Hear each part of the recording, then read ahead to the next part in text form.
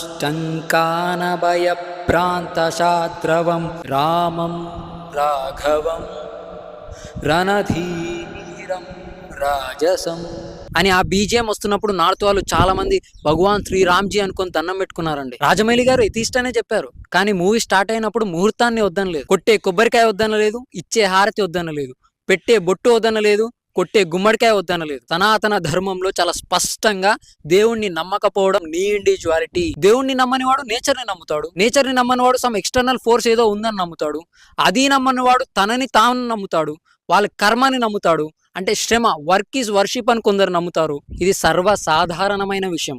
నమ్మకాల్ని ప్రశ్నించొచ్చు, కానీ నమ్మకాలని అవహేళన చేయకూడదు. అక్కడ పుంభావ సరస్వతి లాంటి పెదనాయన, జ్ఞాన సరస్వతి లాంటి నాయన, సంగీత సరస్వతి లాంటి అన్న, హనుమంతుణ్ణే బలంగా నమ్మే భార్య, ఇంతమంది ఇన్ఫ్లుయెన్స్ తన మీద లేనిదే ఇదంతా చేశారంటారా? భారత్ మాతాకి జై.